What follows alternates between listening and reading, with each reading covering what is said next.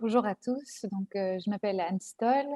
D'abord, au nom de nos organismes, je voudrais reconnaître que nous nous réunissons ici virtuellement sur les territoires non cédés des peuples Coast Salish, et notamment les Musqueam, les Squamish et les Tsleil-Waututh. Et nous sommes honorés d'être là.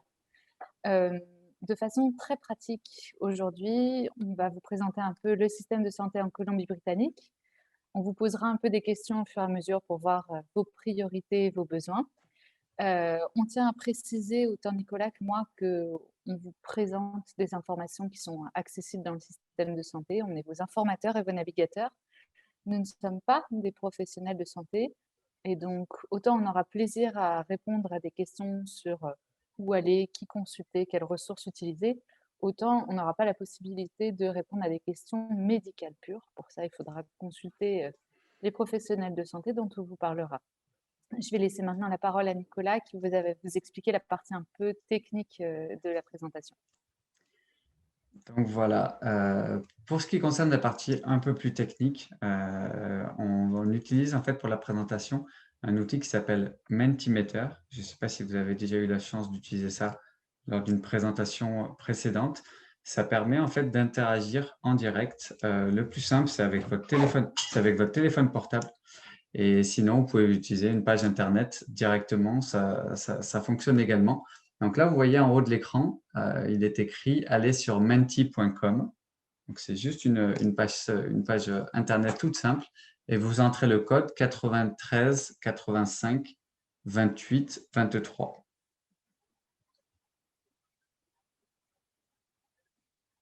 Je vous laisse 2-3 minutes pour vous connecter. Et une fois connecté, vous devez avoir ça sur votre écran. Je ne sais pas si on voit bien. Voilà, donc vous avez la question qui est à l'écran. Et ensuite, vous avez des choix multiples. Donc, vous pouvez sélectionner vos réponses. Tout ce qui est fait à travers cette application est anonyme. Voilà, on voit que les premières réponses arrivent.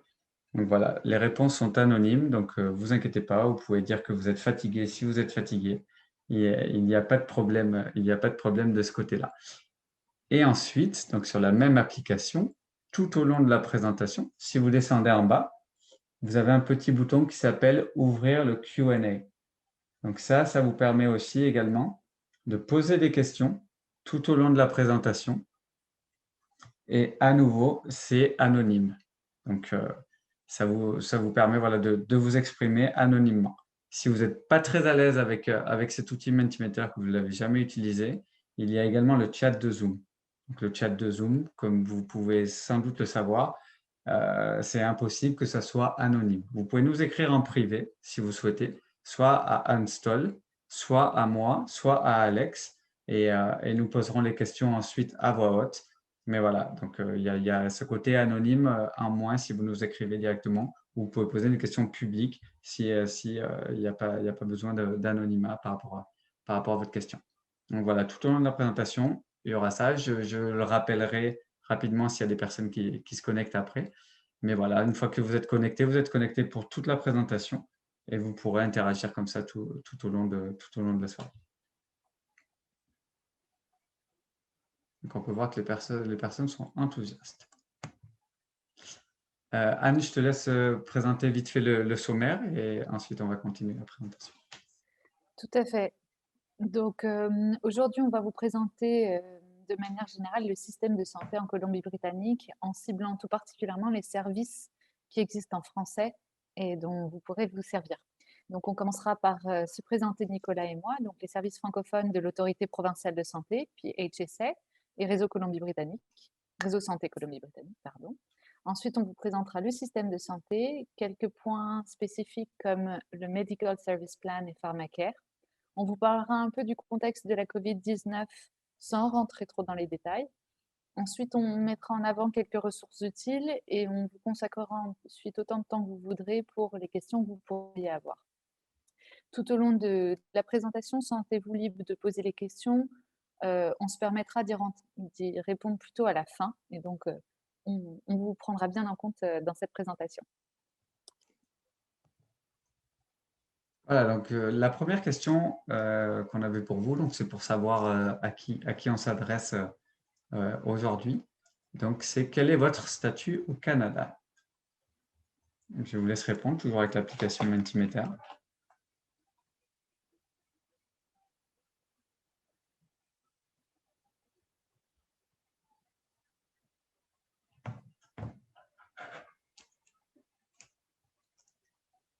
On peut voir que c'est assez partagé.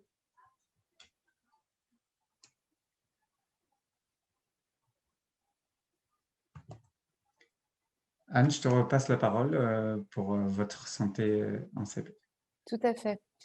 Donc, de manière générale, les personnes qui arrivent au Canada ou qui y sont depuis longtemps peuvent avoir des attentes différentes par rapport à leur santé et par rapport à la langue proposée. On a vu qu'on avait des statuts assez variés dans l'Assemblée ce soir et donc forcément, ça va impacter votre approche de la santé. Déjà, ce qui est important de savoir, c'est que mon travail au quotidien, notamment, c'est d'offrir de la navigation dans le système de santé, de même que Réseau Santé. On est là pour vous aider à comprendre le système de santé de Colombie-Britannique, comprendre qui aller voir selon vos besoins. On va vous offrir aussi des ressources pour trouver des professionnels qui parlent français. Il y en a un peu partout dans le système. On vous proposera aussi des livres, des activités bien-être et santé. On vous orientera vers différents organismes partenaires qui peuvent aussi proposer ça. Et puis, on vous rappellera aussi tout du long qu'on est là pour vous fournir des sources d'informations fiables, soit des éléments qu'on a fait traduire et adapter, qui viennent du gouvernement, des institutions. On partagera sur nos sites internet, nos réseaux sociaux, dans des webinaires comme ce soir. Donc, l'idée, c'est vraiment d'avoir une approche holistique du système de santé pour vous aider et vous accompagner au quotidien. J'ai à nouveau une question pour vous. C'est quelles sont vos préoccupations en matière de santé? Ça nous permet d'avoir un petit aperçu de ce qui vous préoccupe le plus en matière de santé ici en Colombie-Britannique.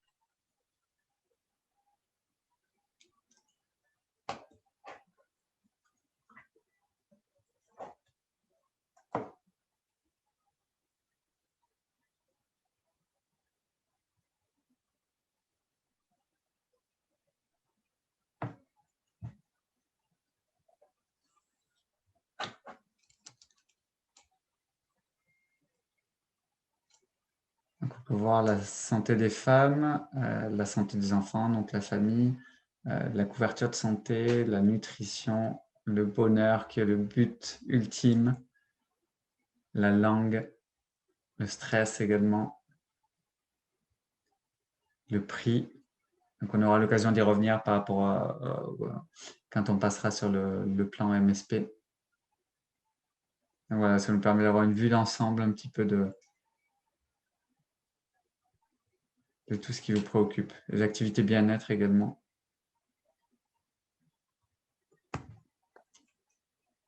Anne, je te repasse la parole pour la présentation des services. Tout à fait. Donc, de mon côté, je travaille dans le système de santé de la Colombie-Britannique et je suis ancrée dans le service des langues, le Provincial Language Service.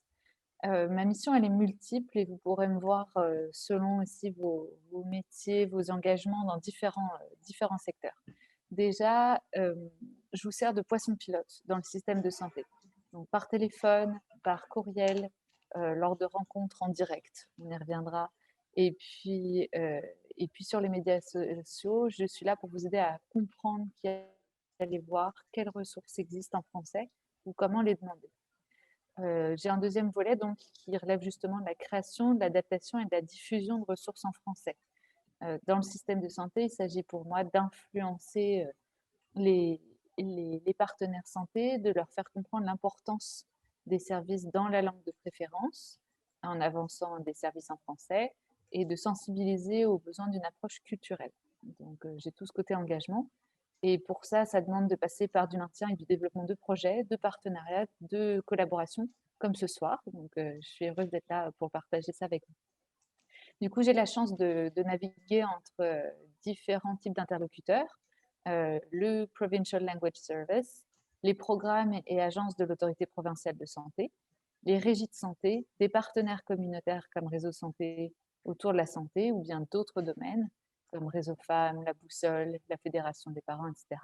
Et puis vous aussi, le grand public, les particuliers, pour répondre à vos besoins spécifiques. De notre côté, Réseau Santé Colombie-Britannique, nous sommes un organisme provincial à but non lucratif et donc qui a pour but de favoriser l'accès aux services de santé et de bien-être en français dans la province, donc en Colombie-Britannique. Pour arriver à ça, donc pour aider la communauté francophone à accéder à ces services, on connecte toutes les parties prenantes qui se rattachent à la santé, donc que ce soit les décideurs politiques, les instituts de formation. On essaie de travailler avec certains projets directement avec les facultés, avec les étudiants également, les professionnels de santé, bien entendu, j'y reviendrai juste après, les gestionnaires des services de santé et donc bien sûr la communauté et tous les partenaires communautaires avec lesquels on peut travailler. Et donc tout ça pour apporter le plus de services, développer les services et pérenniser les services en français qui peuvent être offerts dans la province. On met à disposition également un répertoire en ligne avec plus de 1800 professionnels de santé qui peuvent s'exprimer en français. C'est ce qu'on appelle l'offre active. L'offre active, c'est un gros travail de notre côté, c'est de recenser les professionnels de santé qui ont la possibilité de s'exprimer en français afin de mieux servir la communauté. Ce n'est pas facile parce que les ordres professionnels, par exemple, n'ont pas forcément cette donnée-là. Donc voilà, c'est un travail de longue haleine de notre côté pour essayer de recenser ces professionnels. On a énormément de projets pour développer ces services. On a des projets, par exemple, pour la petite enfance, on a des projets pour les aînés, on a des projets pour la santé mentale des jeunes immigrants. Donc voilà, n'hésitez pas à aller sur notre site internet et nous sommes là pour vous accompagner aussi dans votre cheminement de santé en Colombie-Britannique. J'ai une petite question pour vous donc, par rapport aux deux présentations que nous venons de faire, des services francophones et de Réseau Santé Colombie-Britannique. Donc, c'est vers quel service devriez-vous vous tourner si vous recherchez un ou une professionnelle de santé francophone?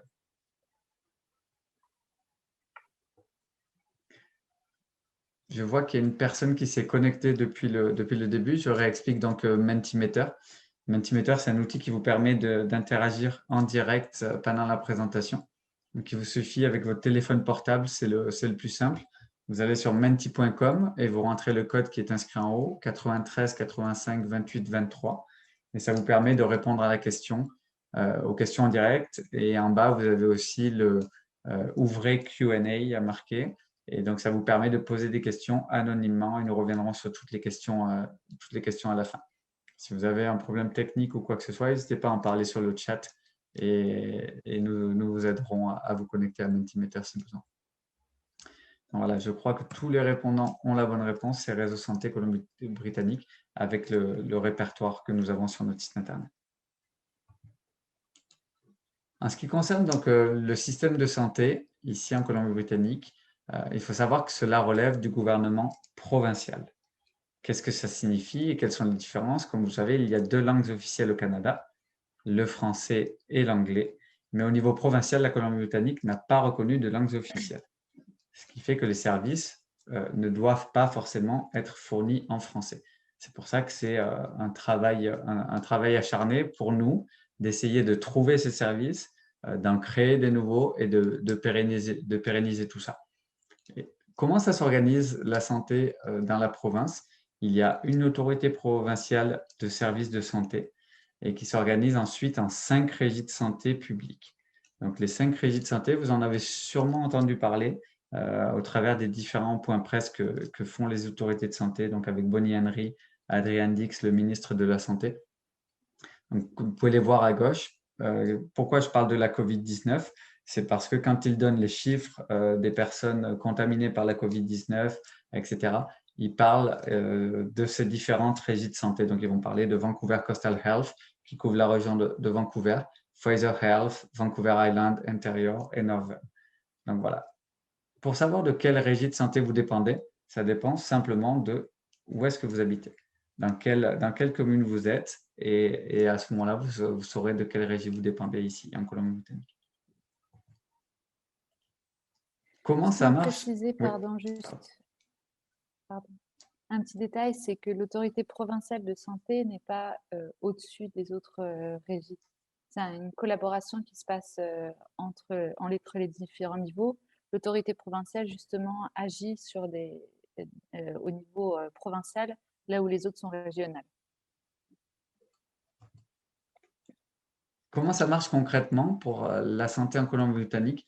Il y a une personne centrale au suivi de votre santé, c'est le médecin. C'est le médecin généraliste parce que c'est la première personne à laquelle vous allez vous adresser si vous avez un problème quelconque de santé. Et c'est cette personne-là qui va vous diriger vers tel ou tel spécialiste. Et, pour aller voir un dermatologue, par exemple, il faut une lettre de référence d'un médecin. C'est souvent même le médecin qui va contacter le spécialiste directement et le cabinet du spécialiste va vous rappeler pour une prise de rendez-vous. Donc voilà, c'est automatique, on va dire, après le rendez-vous avec le médecin. On va y revenir sur la slide suivante par rapport au médecin, ce qu'on appelle le médecin de famille ici. Donc, c'est trouver une personne référente comme ceci, mais qui va vous suivre sur le long terme. C'est le but premier quand on arrive ici, c'est de trouver cette personne-là, mais c'est assez compliqué. Donc, je reviendrai sur la slide suivante. Mais en attendant, si vous n'avez pas encore de médecin de famille, vous pouvez aller dans ce qu'on appelle les cliniques de consultation sans rendez-vous. En anglais, on dit walking clinic. Là, vous pouvez voir un médecin généraliste qui va faire exactement le même travail. La seule différence, c'est que vous n'êtes pas assuré de voir la même personne à chaque visite. Et c'est un peu plus compliqué de faire un suivi sur le long terme de votre santé. Voilà. Donc, je reviendrai sur le médecin de famille juste après. S'il y a deux numéros à retenir concernant des gestions de santé ici, c'est le 811 et le 911. Quelles sont les différences? Si vous avez une question de santé, je vais prendre un exemple tout simple. Vous avez une question par rapport à votre enfant qui ne se sent pas très bien, mais ce n'est pas urgent. Il n'y a pas une situation d'urgence, il n'est pas vraiment en danger, mais vous vous posez la question, qu'est-ce que je dois faire, etc. Vous pouvez appeler le 811 et là, vous allez avoir des personnes au bout du fil qui vous aideront à comprendre la situation et qui vous aideront également à savoir qu'est-ce qu'il faut faire. Par exemple, le 811, c'est le numéro qu'il faut appeler si vous pensez avoir des symptômes de la COVID-19. Ce n'est pas une situation de danger, vous avez des symptômes, vous vous posez la question peut-être, vous pouvez appeler le 811 pour savoir qu'est-ce qu'il faut faire, où vous pouvez aller passer un test, par exemple, etc. Si c'est une situation d'urgence, là, c'est le 911. Le 911 et vous pouvez dire French directement sur le 811 également pour avoir un interlocuteur qui parle français au bout du fil. Je vais passer la parole à Anne par rapport au service d'interprète. Une fois que vous êtes arrivé à l'hôpital, aux urgences par exemple, ou dans des rendez-vous cliniques moins urgents, vous pouvez ou non vous retrouver face à des gens qui parlent français. Ils ne le mettront pas nécessairement en avant, donc ça vaut le coup de le demander. Si vous êtes sûr qu'il n'y a personne qui parle français, on vous recommande de passer par les services d'interprète parce que la santé, c'est un sujet délicat. On n'est pas professionnel de santé, ni vous, ni nous. Et donc, même si on se débrouille bien en anglais au quotidien et même dans notre travail, c'est autre chose de parler anglais dans la santé. Si vous êtes dans des établissements publics de santé, donc les hôpitaux, les cliniques de la province, vous pouvez bénéficier gratuitement des services de ces interprètes. Donc, soit vous arrivez par les urgences, vous demandez effectivement, vous dites French et on va vous attribuer un interprète par téléphone, soit le rendez-vous est prévu et selon que vous êtes à Vancouver ou pas, selon la disponibilité des interprètes, l'interprétariat se fera soit en présentiel, soit par téléphone ou vidéoconférence. Si vous avez rendez-vous chez un médecin dans une clinique privée, en revanche, là, si vous demandez des interprètes, ce sera à votre charge. Donc, c'est important de bien faire la différence. Mais avant tout, demandez si le médecin parle français ou le professionnel de santé que vous rencontrez, parce que c'est plus souvent le cas qu'on le croit et il faut un peu les pousser à le pratiquer. Donc, demandez. De manière générale, comme vous voyez, les services francophones de PHSA et Réseau Santé Colombie-Britannique, on est vraiment là pour vous accompagner, vous guider dans le système de santé, vous aider à voir quelles sont les bonnes ressources. C'est pas nous les médecins, mais c'est pas nous les professionnels de santé, mais on aura plaisir à vous orienter vers les bonnes personnes. Pour revenir justement par rapport à la démarche pour trouver un médecin de famille, comme je l'expliquais, quand on fait des événements, on en fait moins en personne, mais même les ateliers en ligne, les webinaires, la première question qu'on a à chaque événement, c'est « J'ai besoin d'un médecin de famille, comment je fais ?» c'est compliqué et le problème n'est pas que francophone. Le problème, c'est en Colombie-Britannique, c'est compliqué de trouver un médecin de famille, même pour les anglophones. La seule façon de faire, donc, c'est d'arriver à contacter les médecins. Pour retrouver des médecins francophones, vous pouvez consulter le répertoire de réseau santé. Vous pouvez les appeler, vous tombez sur le secrétariat et là, vous demandez s'il y a des listes d'attente. Vous demandez déjà s'il y a de la place et ensuite, vous demandez s'il y a des listes d'attente. Et là, donc, vous vous inscrivez, vous pouvez vous inscrire sur plusieurs listes d'attente chez plusieurs médecins. Il faut être persévérant, il faut attendre et il y a une part de chance aussi un petit peu. Mais voilà. Ensuite, vous pouvez nous suivre sur les réseaux sociaux. Les réseaux sociaux, nous, de temps en temps, on a des francophones qui nous appellent. Ah, j'ai eu un rendez-vous avec ma médecin. Elle m'a dit qu'elle acceptait de nouveaux patients. Donc, si vous voulez en faire profiter de la communauté, donc nous, on va aller sur nos réseaux sociaux et on va partager l'information. Dans notre infolettre aussi, par exemple, vous pouvez vous inscrire à notre infolettre. Ça n'arrive pas tous les mois que nous ayons des personnes qui nous indiquent que des médecins acceptent des nouveaux patients. Mais voilà, il faut vraiment être persévérant. Et n'hésitez pas à vous inscrire chez plusieurs médecins sur les listes d'attente et attendre. Dès qu'il y en a un qui vous accepte, vous pouvez appeler les autres pour leur dire que c'est bon, vous avez trouvé votre médecin de famille. Voilà. Et je passe la Et parole à… expérience personnelle, ça vaut le coup de les rappeler très régulièrement. C'est-à-dire qu'il peut ou pas y avoir des listes d'attente. Dans tous les cas, rappeler jusqu'à ce que vous ayez une réponse positive. L'avantage d'avoir un médecin de famille, family doctor, par rapport à une walk-in clinic, une clinique ambulatoire, c'est que la personne connaîtra votre dossier. Pourquoi est-ce que j'insiste là-dessus? C'est parce que ici en Colombie-Britannique, les rendez-vous médicaux sont très courts. Si vous avez rendez-vous 7 à 10 minutes, c'est déjà un beau rendez-vous. Donc ce rendez-vous, il faut vraiment le préparer, il faut vous en emparer parce que vous avez des besoins de santé. Le fait d'avoir un médecin de famille fait qu'il vous connaîtra déjà mieux, il aura votre historique de santé au fur et à mesure.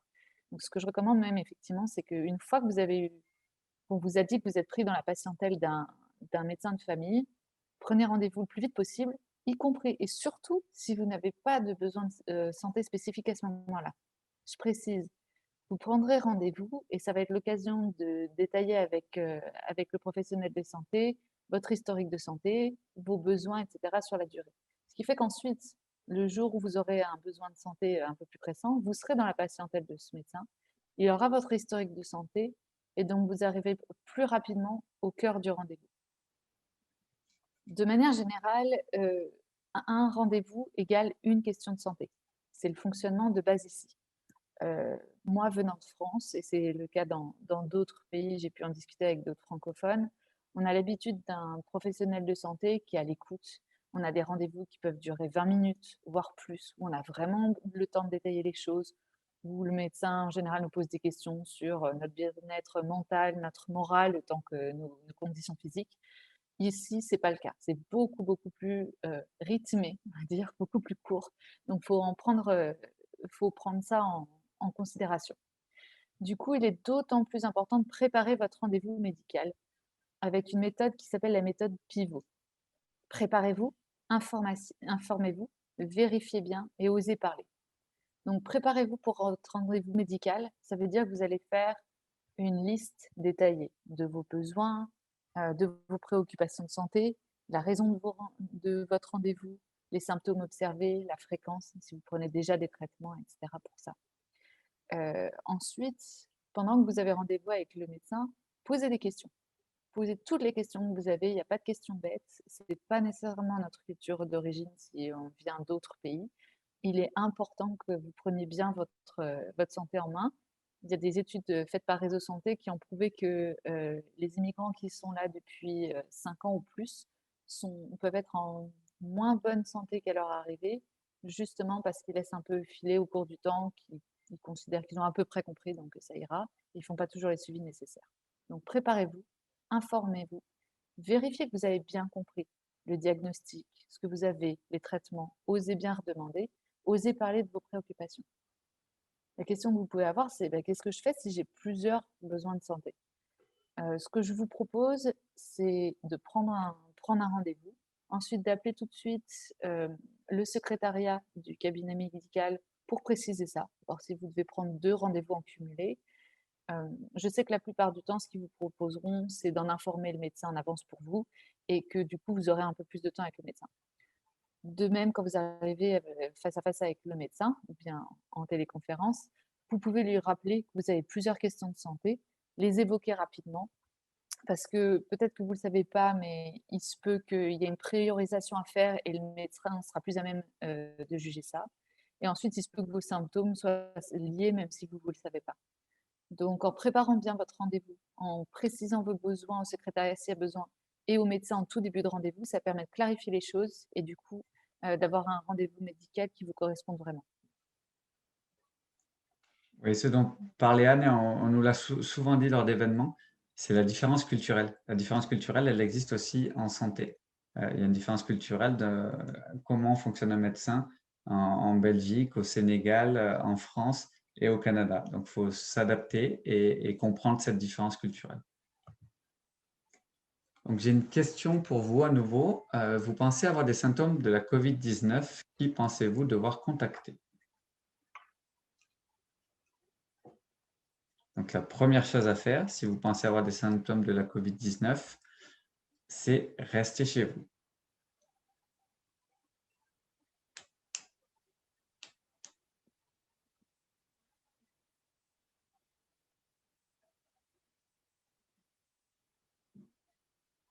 Je commence à avoir plusieurs réponses et c'est déjà la bonne réponse.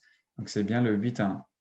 Donc, c'est une situation non urgente, à part si les symptômes sont graves, bien entendu. Là, vous pouvez appeler directement le 911. Mais sinon, c'est bien le 811 qu'il faut appeler dans ce cas-là.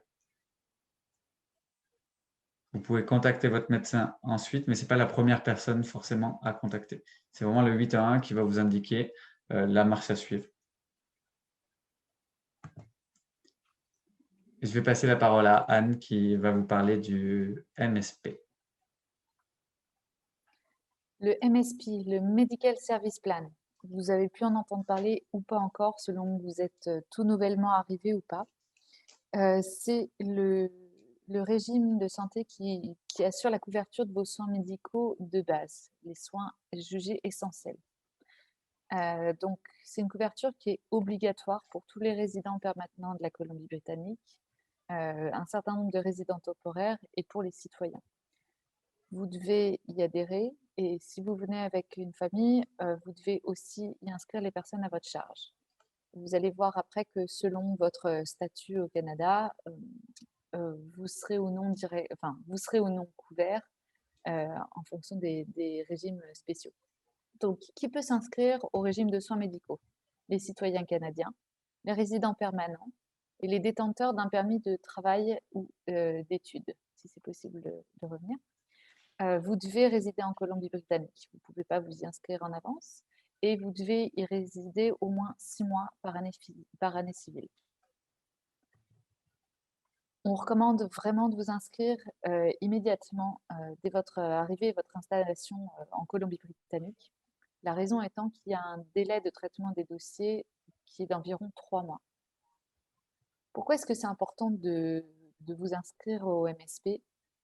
Même si vous arrivez en tant que PVTiste, par exemple, et que vous avez une assurance santé obligatoire qui a été contractée dans votre pays de départ, le MSP vous couvrira aussi. Ce qui fait que quand vous allez, par exemple, chez le médecin, les frais seront immédiatement couverts. Vous n'aurez pas à avancer les frais médicaux pour ensuite vous les faire rembourser par votre assurance.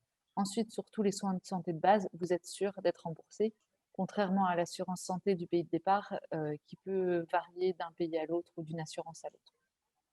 Qu'est-ce que c'est que ces soins de santé de base? Les visites médicales et les services jugés médicalement nécessaires, donc comme quand vous allez chez le médecin, des spécialistes, des sages-femmes, les hospitalisations, les services de laboratoire, procédures de diagnostic commandées par les médecins. Pour tout ça, il faut passer par les médecins. Et certains traitements et services spécifiques. Donc, ça peut valoir le coup de vérifier ça. Tout n'est pas couvert par le MSP en revanche. Si je fais le parallèle avec la couverture santé en France, c'est pareil, il y a la sécurité sociale et il y a la mutuelle. Là, c'est pareil, il y a la complémentaire santé qui ne s'appelle pas comme ça nécessairement ici. Vous pouvez en entendre parler sous le terme de benefits, par exemple.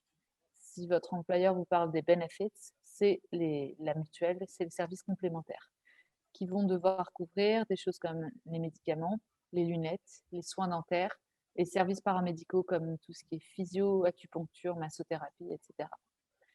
Pour cette partie complémentaire santé, ça vaut le coup de faire un peu la liste de vos besoins de santé pour juger et choisir une mutuelle qui vous correspondra le mieux. La MSP, elle couvre pour la plupart des citoyens et résidents du Canada les mêmes types de services. Donc, le MSP est assuré par un service, un département différent de réseau santé et des services francophones depuis HSA. Comment est-ce que vous allez y appliquer? Il y a un formulaire d'adhésion à remplir qui est en anglais. Je vous parlais des services en français. La MSP a une ligne de téléphone en français. Vous pouvez les appeler pour qu'un agent puisse vous aider à remplir votre formulaire au besoin. C'est l'option 5 pour la ligne en français. Il va falloir aussi préparer des documents prouvant vos déclarations. Donc, en fonction de votre statut, vous allez devoir fournir une copie de votre preuve de citoyenneté, de résidence permanente ou de permis temporaire de travail ou d'études. Et vous devrez aussi déclarer vos impôts, vos revenus, tels que déclarés sur votre fiche d'impôt d'il y a 2 ans. Si vous venez d'ailleurs d'un autre pays que le Canada, vous ferez une déclaration et un agent s'occupera de vous rappeler pour vérifier ça avec vous. Ensuite, comme je vous disais, vous avez un délai de traitement d'environ 3 mois pour être couvert par le MSP. Vous allez recevoir à ce moment-là un PHN, Personal Health Number, un numéro personnel de santé. Donc, si vous êtes résident temporaire, vous allez recevoir directement à votre adresse une carte santé sans photo. Si vous êtes résident permanent, si vous êtes citoyen, vous devrez aller dans un bureau d'ICBC, les bureaux d'assurance, pour prendre une photo et recevoir peu après votre carte. C'est la condition pour que vos services soient activés, donc assurez-vous de le faire. Comme je vous disais, dès que vous arrivez en Colombie-Britannique, on vous recommande vraiment de vous inscrire au MSP puisqu'il y a ce délai de traitement, mais qu'ensuite la couverture des soins de base est assurée. Vous avez 3 manières de le faire. La manière que je recommande spontanément, c'est de le faire en ligne. Pourquoi? Parce que du moment où vous soumettez votre demande, les délais de 3 mois commencent à courir. Sinon, vous pouvez aussi remplir le formulaire et l'envoyer par courrier à l'adresse que vous avez là. Et une troisième option, c'est d'aller dans un bureau de service BC. Il y en a dans un certain nombre des grandes villes partout dans la province. Où vous avez à nouveau un agent qui pourra vous aider à remplir le dossier et assurer ensuite l'envoi. Pendant le délai de traitement de 3 mois, vous avez besoin d'être couvert par une assurance santé. Si vous arrivez d'autres pays, la plupart du temps, vous allez devoir avoir contracté une assurance privée, une assurance qui vous couvrira pendant ce délai de traitement, voire plus longtemps, le temps de votre permis. Ça peut être le cas, par exemple, pour les PVT, où on nous demande maintenant des assurances d'1 ou 2 ans. Si vous arrivez d'autres provinces du Canada, il y a des accords interprovinciaux qui font que pendant 3 mois, vous serez encore couvert par l'assurance santé de votre province d'origine. Donc, il vous faudra probablement avancer les frais médicaux, remplir les documents et les renvoyer vers l'assurance de votre province d'origine. Ensuite, si vous avez bien lancé les démarches dès votre arrivée, sous 3 mois, vous êtes couvert. C'est donc le Medical Service Plan de Colombie-Britannique qui prend le relais.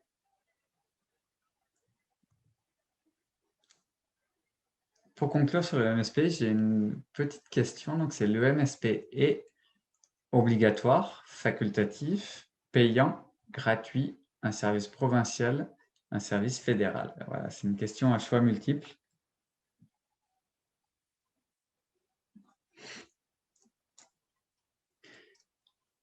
J'en profite.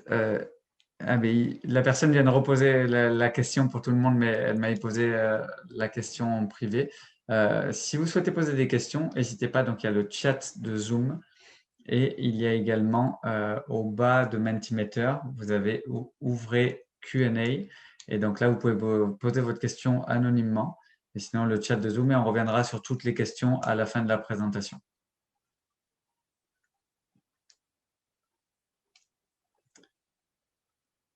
Alors, pour une fois, il y a pas mal de mauvaises réponses. Parce que le MSP, c'est assez clair dessus. Le MSP est obligatoire. Donc, c'est une obligation de s'inscrire au MSP. Ce n'est pas facultatif. C'est gratuit. Là, je mets juste un petit astérisque parce que il y a les étudiants étrangers.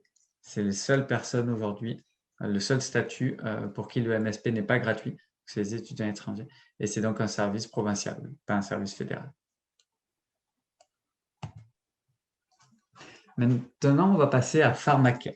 Donc, Pharmacare, c'est un programme d'assistance aux médicaments maintenant, et c'est assuré par Health Insurance BC, comme le MSP.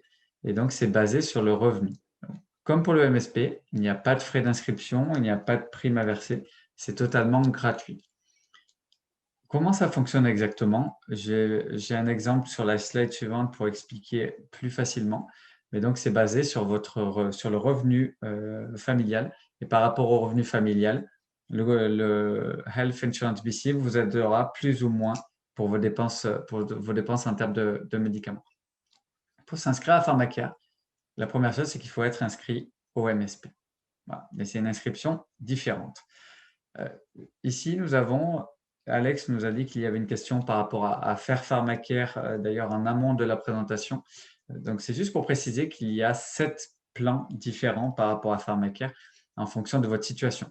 Si vous êtes un patient de centre de santé de longue durée, si vous êtes considéré comme Première Nation, par exemple. Donc, il y a différents plans, mais le plan le plus commun, on va dire, il s'appelle faire Pharmacare. Donc, il n'y a pas beaucoup de différence entre ces plans. On va présenter faire Pharmacare juste après. Mais voilà, je vous laisse consulter la liste. Au moment de vous inscrire, vous avez la liste et vous pouvez voir en fonction de votre situation vers quel plan vous allez vous diriger. Pour l'exemple, donc j'ai essayé de simplifier au maximum afin que tout le monde puisse comprendre. Donc voilà, nous avons la famille Tremblay qui a un revenu annuel de 40 000 $. Et à partir de ce revenu annuel de 40 000 $, Health Insurance BC calcule ce qu'on appelle une franchise. Donc la franchise ici est de 1 100 $. Qu'est-ce que cela signifie par rapport à cette franchise? Ça signifie que la famille Tremblay, si elle a des dépenses en termes de médicaments, jusqu'à un montant de 1 100 $, c'est 100% de ce montant doit être réglé par la famille. À partir de ce montant, et le deuxième montant indiqué, c'est 1 500 $, ça c'est automatique, ces montants-là, c'est par rapport à votre revenu familial. Donc entre 1 100 et 1 500 $, si la famille a encore des dépenses en termes de médicaments, là, la famille ne paiera plus que 30% de ses dépenses. Et Pharmacare prendra 70% en charge de ses dépenses entre 1 100 et 1 500. À partir de 1 500, si la famille a encore des dépenses en termes de médicaments, la Pharmacare prendra en charge 100% des dépenses restantes. Pour simplifier, si la famille a 6 000 $ de dépenses, il y aura 4 500 $. Les 4 500 $ seront pris en charge totalement à 100% par Pharmacare. C'est un peu compliqué, j'ai essayé de simplifier. Comment s'inscrire?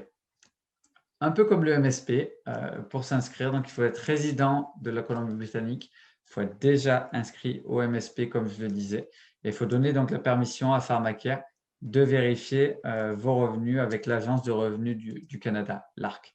Vous pouvez vous inscrire également en ligne.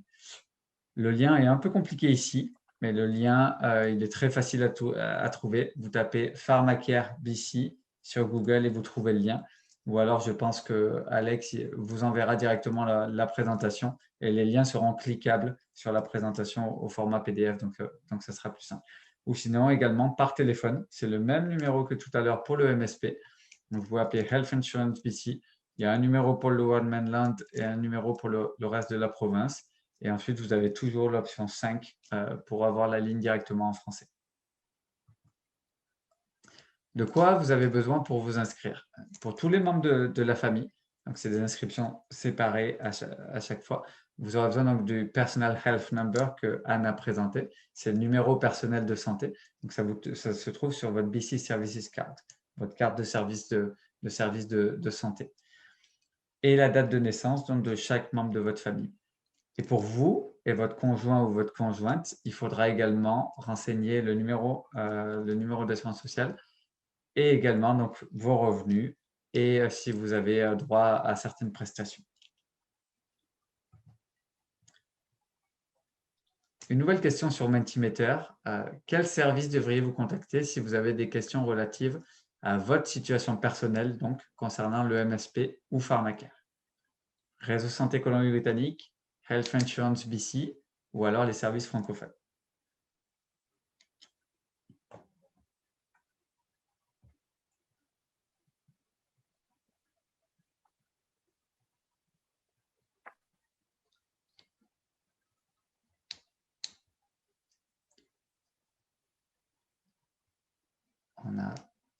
On a toutes les réponses, mais donc la bonne réponse, c'est Health Insurance BC.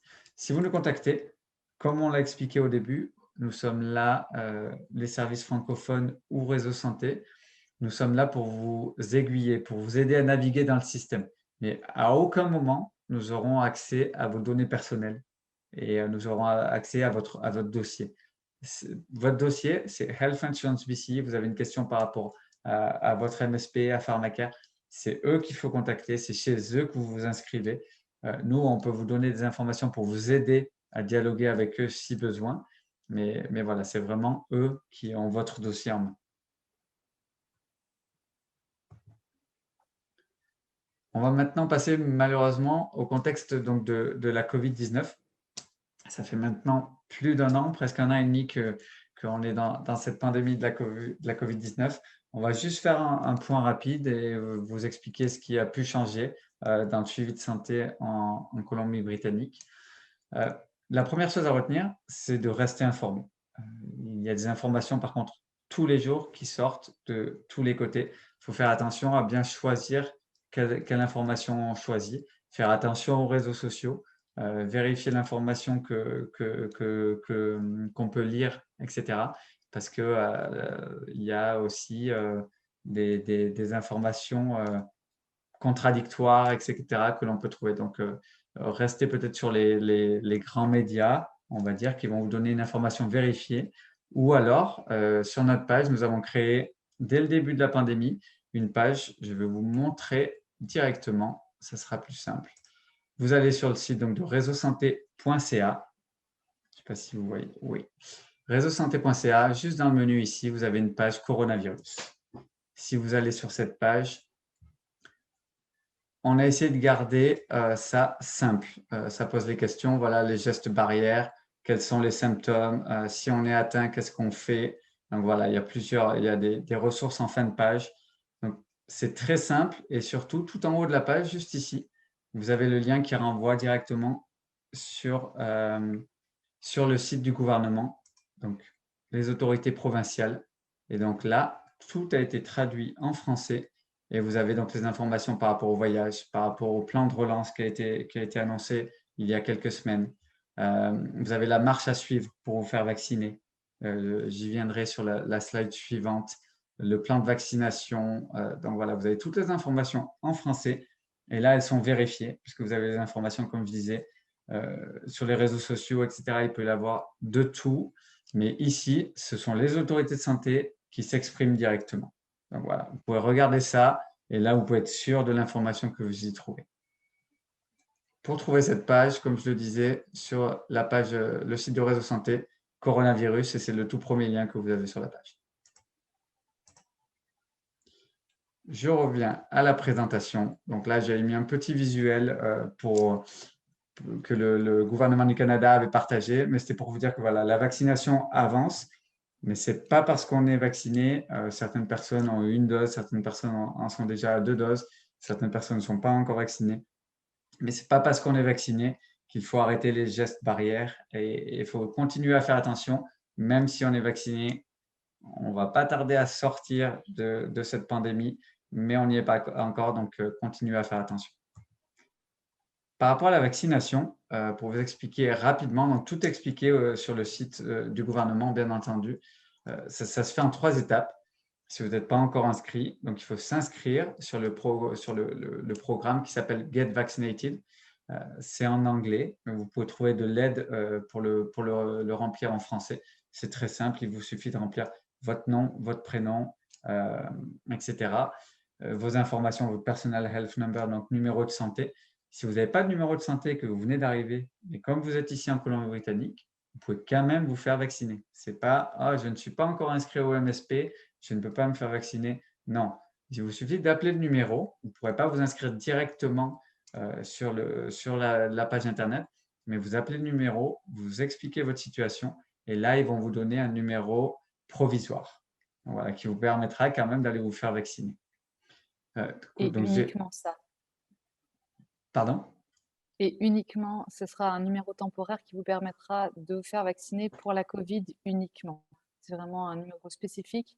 Par la suite, si vous êtes inscrit, vous recevrez votre numéro de MSK, votre numéro PHN qui indique que vous êtes couvert par la MSP pour le reste des services dont on vous a parlé. Voilà. Et donc, la deuxième étape, une fois que vous êtes inscrit, on va vous contacter. Donc, que ce soit par courriel, par téléphone, on va vous contacter pour une prise de rendez-vous. Donc, vous aurez plusieurs choix. Vous allez avoir un choix de plusieurs cliniques. Et en fonction de la clinique que vous sélectionnez proche de chez vous, vous aurez un choix de date et d'heure. Et ensuite, vous n'avez plus que la troisième étape, vous rendre à cette clinique à l'heure du rendez-vous et recevoir votre vaccin. Pour la deuxième dose, ça sera exactement le même système. Dans le système, ils sauront exactement à quelle date vous avez eu la première dose, quel vaccin vous avez eu parmi les 4 qui ont été acceptés par les autorités canadiennes. Et donc, ils vous renverront un courriel ou alors ils vous rappelleront pour une prise de rendez-vous pour la deuxième dose. Nicolas, si je peux rajouter à ça, Oui, bien sûr. pour les personnes qui sont nées avant 2009 ou les personnes qui ont été vaccinées avant le 6 avril, avant le lancement du site de référencement Get Vaccinated, on a besoin que vous vous enregistriez aussi maintenant. C'est-à-dire que le système a été mis en place par la suite, ou bien si vous avez été faire votre première dose en pharmacie. Dans tous les cas, le gouvernement demande que vous vous inscriviez sur le site Get Vaccinated de façon à ce que vous soyez bien entré dans le système pour pouvoir ensuite vous inscrire pour une deuxième dose. Merci. Ah, on ne rentre pas trop dans les détails non plus de tout ça, parce que vous avez donc sur le site des autorités de santé, vous avez toutes les informations par rapport à cette vaccination. Et Anne, je te laisse montrer un petit peu ce qui a changé justement avec ce passage en ligne. Alors, selon où vous habitez dans la province, selon où vous êtes ou pas dans des grands centres urbains, vous aviez déjà l'occasion d'aller chez le médecin comme on a pu aller un peu partout dans le monde en physique, prendre les rendez-vous dont vous aviez besoin pour des consultations en présentiel ou pas. Jusque-là, c'est vrai qu'en Colombie-Britannique, pré-Covid, la téléconférence, la télémédecine, ça se faisait vraiment pour les zones plus reculées où il y a moins de services accessibles. Avec la Covid, avec la pandémie qui s'est développée depuis maintenant plus d'1 an, la télémédecine a dû se mettre en place de fait et elle est beaucoup plus pratiquée. Le gouvernement et les autorités de santé continuent de conseiller aux médecins de famille et aux spécialistes de fournir les services à distance, en virtuel, si possible. Aujourd'hui, c'est vrai que de manière générale, la province est en train de se réouvrir. Il va y avoir plus de rendez-vous possibles en présentiel. Donc, il va être important quand vous allez continuer à prendre des rendez-vous médicaux, de vous assurer si le rendez-vous est en présentiel ou bien à distance en virtuel. Pareil en termes de pratique et de réservation et de technologie, la consultation ces derniers temps s'est faite à travers des consultations vidéotechnologie ou bien par téléphone. Vous l'avez sûrement vu si vous avez déjà eu l'occasion de prendre des rendez-vous cette dernière année. Les médecins et les professionnels utilisent des applications différentes. Ça peut être Zoom, ça peut être le téléphone, ça peut être JNapp, ça peut être encore d'autres. De manière générale, ils ont choisi des systèmes qui sont le plus pratiques, simples d'utilisation. Cela dit, si jamais vous n'aviez par exemple pas un smartphone, assurez-vous de bien le dire au secrétariat pour qu'une consultation par téléphone soit assurée ou bien en présentiel s'il le faut. Dans tous les cas, tous ces types de consultations sont couverts par le MSP comme une consultation traditionnelle en présence. Donc ça, c'est une chose importante à savoir. Mais à nouveau, comme en ce moment, les pratiques changent, qu'il y a une réouverture au moins progressive de la province, il faut bien vous assurer quand vous prenez un rendez-vous médical d'être bien sûr si ça se passe en présentiel, à distance, et si c'est à distance, est-ce que c'est par téléphone ou est-ce que c'est à travers une application, pour être sûr que ce soit bien clair pour vous et que ce soit aussi un fonctionnement qui vous convienne. Si vous n'êtes vraiment pas à l'aise avec les nouvelles technologies, c'est important aussi de le signaler au secrétariat pour trouver un système qui vous convienne, que vous soyez à l'aise et où du coup vous puissiez vous concentrer sur le contenu du rendez-vous comme on a dit avant. Donc comme ces pratiques changent en ce moment, assurez-vous bien soit de consulter les sites web des gouvernements de la province, de consulter aussi vos professionnels de santé ou leur secrétariat pour être sûr d'avoir des informations claires et pas risquer de rater votre rendez-vous.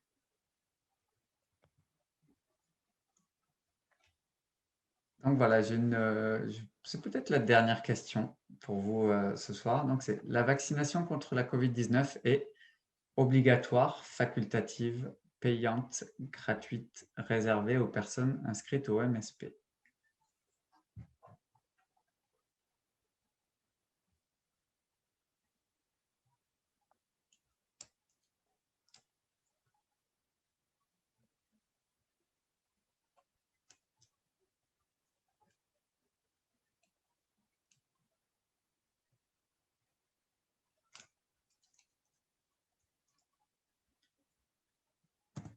Donc voilà, les bonnes réponses, c'est facultative et gratuite. Comme je l'ai dit tout à l'heure, même si on n'est pas encore inscrit au MSP, on peut appeler directement le numéro pour pouvoir avoir un numéro temporaire et pouvoir avoir accès à la vaccination.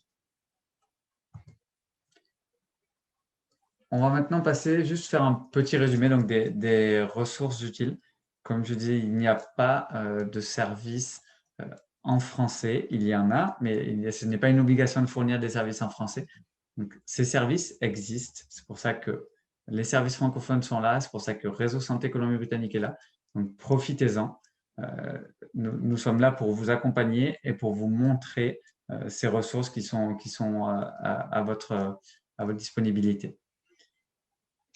Après ce résumé, avant de faire ce résumé, j'aimerais préciser qu'est-ce que c'est la demande active. Tout à l'heure, en début de présentation, je vous ai parlé d'offres actives.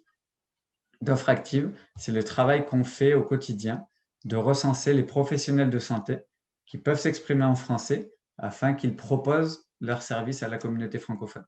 Et ce qu'on appelle la demande active, c'est vous, c'est la communauté francophone. Il faut que vous demandiez vos services en français.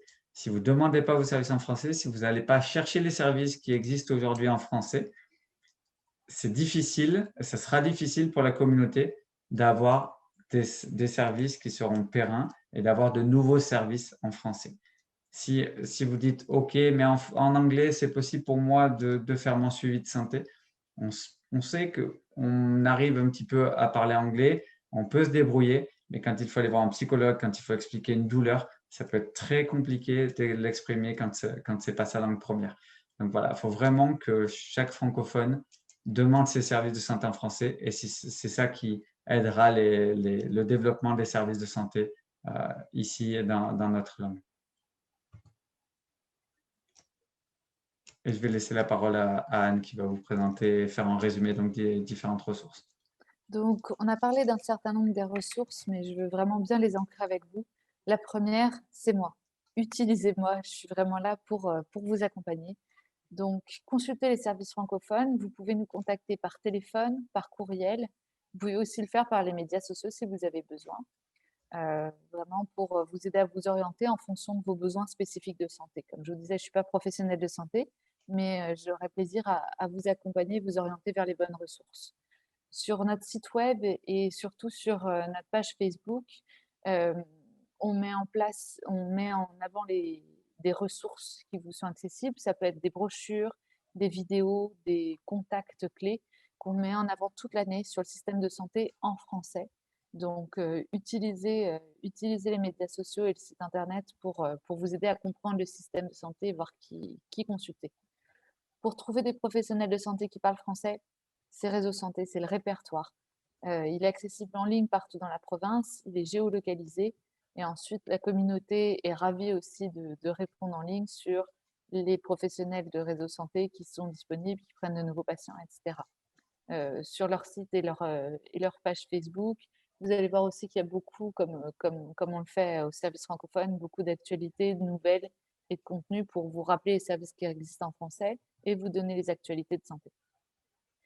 Quand vous avez rendez-vous dans le système public de santé et que le professionnel ne parle pas français, demandez à avoir les services d'un interprète. Ça se fait à travers le Provincial Language Service. De manière générale, c'est plus confortable pour vous si vous demandez ces services au personnel d'accueil lorsque vous prenez rendez-vous. Cela dit, même si votre visite est une visite d'urgence à l'hôpital ou ailleurs, vous pouvez en bénéficier. Si vous avez rendez-vous dans les services privés de santé, en revanche, les services d'interprète seront à vos frais. Parmi les autres ressources que je voudrais mettre en avant, donc il y a aussi Health Insurance BC, qui effectivement assure les services de pharmacare, les services de MSP, avec une ligne dédiée en français. De manière générale, l'attente n'est pas plus longue qu'en anglais. Vous pouvez aussi laisser un message, on vous rappellera par ordre d'appel. Donc c'est efficace, c'est utile, et donc les personnes qui vous répondront auront accès à votre dossier et pourront répondre sur votre couverture MSP et pharmacare. Dans les autres ressources accessibles partout dans la province, à l'hôpital des enfants de Vancouver, BC Children's Hospital, on a mis en place toute une médiathèque avec des ressources qui sont aussi bien pour les enfants que pour les adultes sur un grand nombre de sujets de santé. Ça va aussi bien des ressources bien-être, santé mentale, self-care, comme on dit en anglais, la nutrition, des enjeux de santé plus pointus pour aussi bien nous, en tant qu'adultes, s'informer sur le sujet et avoir des contenus et des ressources, qu'être capable d'en parler aussi en famille, et notamment avec les plus jeunes. L'avantage, c'est que vous pouvez les choisir et les commander en ligne. Vous allez les recevoir gratuitement chez vous ou en vacances, où que vous soyez dans la province, avec une enveloppe de renvoi, ce qui fait que vous les renvoyez gratuitement au bout des 3 semaines d'utilisation. Et vous pouvez faire ça autant que vous voulez. Tous ces services et bien d'autres encore, ils existent en français grâce à votre demande. Comme disait Nicolas, c'est grâce à la demande active que ça se fait. C'est parce que systématiquement, où vous alliez vous demander vos services en français, c'est parce que vous utilisez ces ressources qui existent en français, que vous nous consultez pour voir les autres qui existent, plus ciblés sur vos besoins spécifiques, que ça rend la francophonie plus visible et que du coup, chiffre à l'appui, on peut demander des budgets, des fonds pour développer des projets, des services et aller plus loin dans vos besoins. Merci d'avoir suivi cette présentation.